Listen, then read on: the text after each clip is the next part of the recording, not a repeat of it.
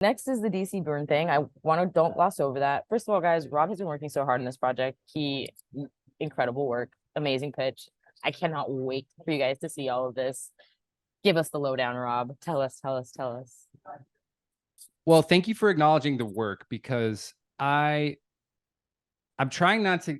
It's a tough balance, right? Like I'm putting a lot of effort into it. I really care about this. I really want to show well and apply myself and see what's possible when I am focused. I hold myself accountable and I do my best.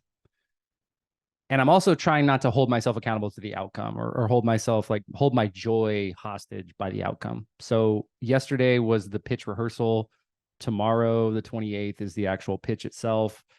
It's forced me to really refine the idea. It's forced me to refine the pitch. It's forced me to communicate the idea effectively and commit to what it is. And also to think about what the impact outside of just business is for diabetes creators.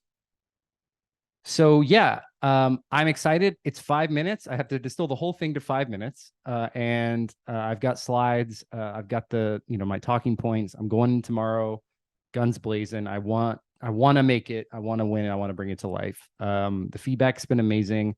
I would encourage anybody listening to, if you've got an idea for people with diabetes. There's two categories: digital diabetes and diabetes devices. I've talked about this before. We had Greta on the podcast talking about DC Burn. Go through the exercise of putting your idea in writing, putting it in a presentation, and submitting it to DCB Innovation Challenge next year. I think the applications open up in like January. They close in August. It's a good opportunity for you to challenge yourself to put something out in the world with basically no consequences. You're going to get great feedback and mentorship. Like this is their job. Their entire careers are to help these ideas come to life. And just being able to work with some of these different people who I didn't know and talk to people all over the world. First of all, this podcast is pretty well known and people know us and they know your stories. And that's awesome. And also there are people out there trying to solve problems for people with diabetes.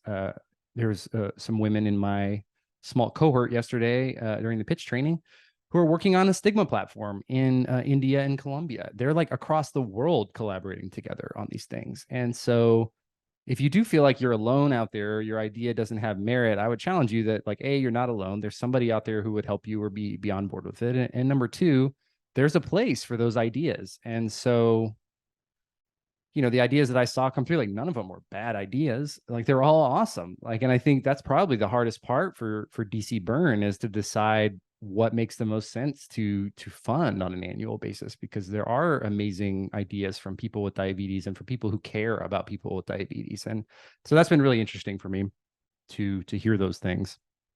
Now, that being said, two things have come up for me more recently. The headline for Diabetes Creator Collective is that I believe, maybe this person is listening to this podcast, maybe we haven't encountered them yet. I believe that the next great diabetes innovation will come from a creator who currently doesn't have the infrastructure or the support to bring their idea to life, whether that's health insurance or monthly expenses or whatever the case may be. They don't have that. We're going to try to give that to them. And if we can do that, if we can create that ecosystem, I think it's really good all the way around. And we've been talking about the good vibes. We've been talking about how cool it is to make people's creative projects or to connect other people with opportunities and blah, blah, blah. But in having to prepare this presentation, I've also had to connect it to outcomes, patient outcomes. And so what's really interesting is when you dig into the publicly available research, PubMeds,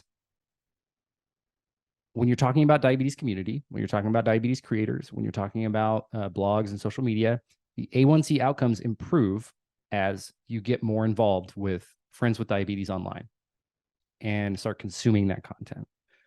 It doesn't matter what content you're necessarily consuming, but the more you do it, the more you opt in, your outcomes get better. And we were actually talking before we started recording about A1. You had mentioned your A1C. And it reminded me that when we started working together and you had mentioned it, like the number now is lower than the number then. And my numbers now compared to pre 2015 when I started this podcast are better. I've seen that. That's not a unique experience.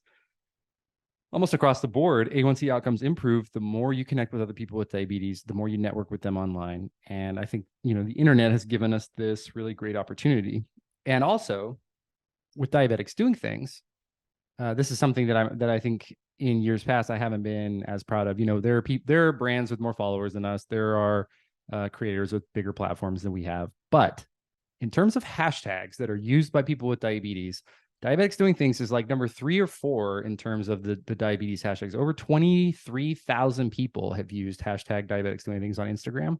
And on TikTok this week, we're going to pass 1 million views on the Diabetics Doing Things hashtag.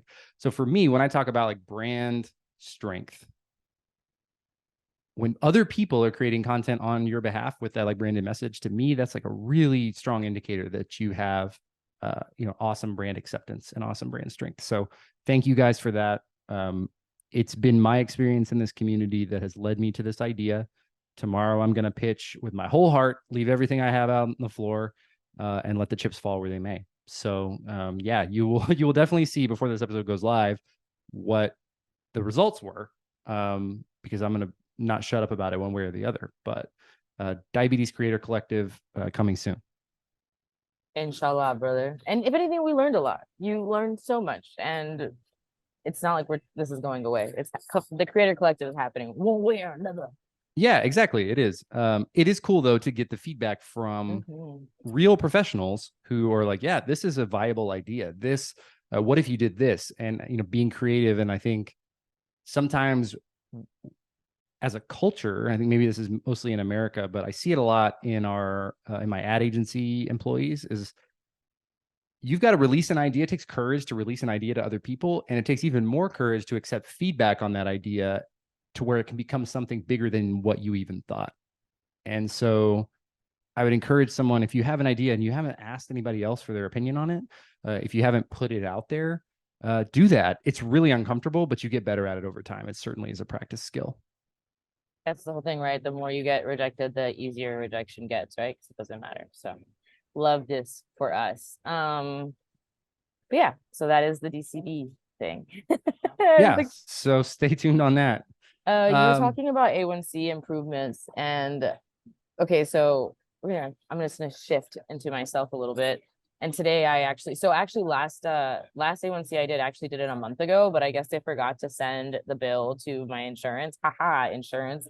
So my doctor was just like, hey, let's go ahead and do another one today, because I went into the doctor today with what I thought was possibly a UTI, and they ended up doing the A1C and telling me that it was a 6.8, which is great. And then after we did the A1C testing, they come back in the room and let me know that like the urine sample I gave them, because I did a urine sample as soon as I came back clean, which sounds good, but might not be. I was hoping it was a UTI. I was hoping it was like some kind of easy antibiotic fix. But they decided they wanted to do a chronic kidney disease screening. So they sent me down to the lab for panels. At the time of recording, I still don't know what the results of those labs are. Before we started this episode, I talked to Rob about it, and I won't lie, I got a little emotional. I think I even like cried all morning before this. So it's just very stressful. I think I am just feeling really like down about myself and my diabetes complications. I am a big believer in normalizing them. That doesn't mean that living with complications is easy. Yeah, so that's kind of what's going on with me health wise. Not to be a downer, because I'm not trying to be, but it's just like real life and what is happening with me. It also just feels like we do these episodes and we get to show both sides of the spectrum. Sometimes it feels like I shouldn't do this, but I live in comparing myself sometimes to you, Rob. And it makes it really like a little bit harder to like process what's happening, if that makes sense. I don't know. I want to agree with you, because I think we have been very radically transparent about what goes on with both of us, like how we feel and good times and bad times. So I don't think that it's like that saying the bad things that are happening is like Debbie Downer, or is, I think that is just part of the value exchange and like the commitment that we have to community of like not just sharing highs, but also, you know, low moments. I've also been not struggling, but I've been thinking a lot about with relationship to Diabetes Legends, how difficult it was. Like it looked super great, and it looked like super awesome, and everything went amazing. But the months of lead up time to it were extremely stressful. Even like the previous few weeks right before, like we lost a sponsor, you know, prices were higher than we had thought on certain things, and I'm like funding this myself, and so, you know, and then, you know, some of our partners had organizational changes and lost their jobs, and so it's like, well, what does that mean for our partnership? So there was a lot of uncertainty, a lot of doubt, a lot of moving parts, a lot of times where we should have probably, the smart move, quote unquote smart move, would have been to not do it, but we did it anyway. And the result we got, you could, you know, I think like people fall in love, like whatever the Pinterest quote is, it's like people want the results, but they don't want the process. And the process is uncomfortable, and the process is difficult, and the process will make you doubt. But without that, you don't get to the result. So you've got to do both. So I think, you know, you do a nice job of sharing you living your best life, and you also do a nice job of showing the in-betweens. So you know, I think, you know, don't beat yourself up. That was what I was really trying to share with you earlier, is like, you know, you know, comparison is the thief of joy. But you know, compare yourself to yourself. And I think that's what I was trying to get at with your A1C outcomes. It's like, you know, you've come a long way.